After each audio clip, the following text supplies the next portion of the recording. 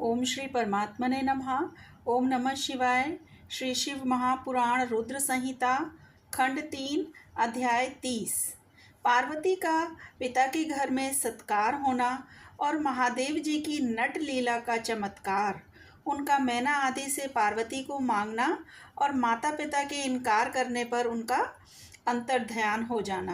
तो ब्रह्मा जी कहते हैं, नारद, भगवान शंकर के अपने स्थान को चले जाने पर सखियों सहित पार्वती भी अपने रूप को सफल करके महादेव जी का नाम लेती हुई पिताजी के घर चली गईं। पार्वती का आगमन सुनकर मैना और हिमाचल दिव्य रथ पर आरूढ़ हो हर्ष से विह्वल होकर उनकी अगवानी के लिए चले। पुरोहित पुरवासी अनेकानेक सखियां तथा अन्य सब संबंधी भी आ पहुँचे। पार्वती के सारे भाई मैनाक आदि बड़े हर्ष के साथ जय जयकार करते हुए उन्हें घर ले आने के लिए गए। इसी बीच में पार्वती अपने नगर के निकट आ गईं। नगर में प्रवेश करते समय शिवा देवी ने माता पिता को देखा, जो अत्यंत प्रसन्न और हर्ष से विह्वलचित्त होकर दौड़े चले आ रहे थे। उन्हें देखकर हर्ष से भरी हुई काली ने सखियों सहित प्रणाम किया।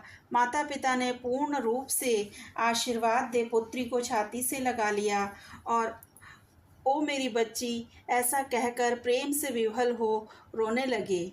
तत्पश्चात अपने घर की दूसरी स्त्रियों तथा भाभियों ने भी बड़ी प्रसन्नता के साथ प्रेम पूर्वक उन्हें भुजाओं में भरकर भेंटा। देवी, तुमने अपने कुल का उद्धार करने वाले उत्तम कार्य को अच्छी तरह सिद्ध किया है। तुम्हारे सदाचरण से हम सब लोग पवित्र हो गए। ऐसा कहकर सब लोग हर्ष के साथ पार्वती की भूरी भूरी प्रशंसा करते हुए उन्हें प्रणाम करने लगे। लोगों ने चंदन और सुंदर फूलों से शिवा देवी का सानंद पूजन किया। उस अवसर पर विमान पर बैठे हुए देवताओं ने पार्वती को नमस्कार करके उन पर फूलों की वर्षा करते हुए स्तुति की। नारद, उस समय तुम्हें भी एक सुंदर रथ पर बिठाकर ब्राह्मण आदि सब लोग नगर में ले गए। फिर ब्राह्मणों, सखियों तथा दूसरी स्त्रियों ने बड़े आदर के साथ शिवा का घर के भीतर प्रवेश कराया। स्त्रियों ने उनके ऊपर बहुत सी वस्तुएं निछावर की। ब्राह्मणों ने आशीर्वाद दिए। मुनीश्वर, पिता हिमवान और माता मेनका को बड़ी प्रसन्नता हुई। उन्होंने अपने गृहस्थ आश्रम को सफल माना और यह अनुभव किया कि कुपुत्र की अपेक्षा सुपुत्री ही श्रेष्ठ है। गिरिराज ने ब्राह्मणों और वंदीजनों को धन और ब्राह्मणों से मंगल पाठ कराया। मुने, इस प्रकार पार्वती के साथ हर्ष भरे माता पिता, भाई तथा भौजाइयाँ भी घर के आंगन में प्रसन्नता पूर्वक बैठीं। तदंतर हिमवान प्रसन्न चित्त से सबका आदर सत्कार करके गंगा स्नान के लिए गए। इसी बीच में सुंदर लीला करने वाले भक्त वत्सल भगवान शंभु एक अच्छा नाचने वाला नट बनकर मेनका के पास आ गए। उन्होंने बाएं हाथ में सींग और दाहिने हाथ में डमरू ले रखा था। पीठ पर कथरी रख छोड़ी थी। लाल वस्त्र पहने वे भगवान रुद्र नाच और गान में अपनी निपुणता का परिचय दे रहे थे। सुंदर नट का रूप धारण किए हुए भगवान शिव ने मेनका के पास बैठी हुई स्त्रियों की टोली के समीप सुंदर नृत्य किया और अत्यंत मनोहर नाना प्रकार के गीत गाए। उन्होंने वहाँ सुंदर ध्वनि करने वाले श्रृंग और डमरू को भी बजाया तथा नाना प्रकार की बड़ी मनोहारिणी लीला की। नटराज की उस लीला को देखने के लिए नगर के सभी स्त्री पुरुष एवं बालक और वृद्ध भी सहसा वहाँ आ पहुँचे। मुने, उस सुमधुर गीत को सुनकर और उस मनोहर उत्तम नृत्य को देखकर वहाँ आए हुए सब लोग तत्काल मोहित हो गए। मैना भी मोहित हो गईं। उधर पार्वती ने अपने हृदय में भगवान शंकर का साक्षात दर्शन किया। वे त्रिशूल आदि चिन्ह धारण किए अत्यंत सुंदर दिखाई देते थे। उनका सारा अंग विभूति से विभूषित था। वे हड्डियों की माला से अलंकृत थे। उनका मुख सूर्य, चंद्र एवं अग्नि रूप 3 नेत्रों से उद्भासित था। उन्होंने नाग का यज्ञोपवीत धारण किया था। उनके उस सुरम्य रूप को देखकर दुर्गा प्रेमावेश से मूर्छित हो गईं। गौरवर्ण विभूषित दीन बंधु दया सिंधु और सर्वथा मनोहर महेश्वर पार्वती से कह रहे थे कि वर मांगो और वर मांगो। अपने हृदय में विराजमान महादेव जी को इस रूप में देखकर पार्वती देवी ने उन्हें प्रणाम किया और मन ही मन यह वर मांगा कि आप ही मेरे पति हो जाइए। प्रीति युक्त हृदय से शिवा को वैसा कल्याणकारी वर देकर वे पुनः अंतर्ध्यान हो गए और वहां पूर्ववत भिक्षा मांगने वाला नट बनकर उत्तम नृत्य करने लगे। उस समय मैना सोने की थाली में रखे हुए बहुत से सुंदर रत्न ले उन्हें प्रसन्नता पूर्वक देने के लिए गईं। उनका वह ऐश्वर्य देखकर भगवान शंकर मन ही मन बड़े प्रसन्न हुए, परंतु उन्होंने उन रत्नों को स्वीकार नहीं किया।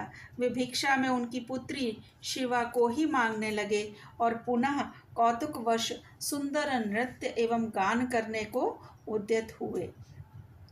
मैना उस भिक्षुक नट की बात सुनकर अत्यंत कुपित हो उठी और उसे डांटने फटकारने लगी। उनके मन में उसे बाहर निकाल देने की इच्छा हुई। इसी बीच में गिरिराज हिमवान गंगा जी से नहाकर लौट आए। उन्होंने अपने सामने उस निराकार भिक्षुक को आंगन में खड़ा देखा।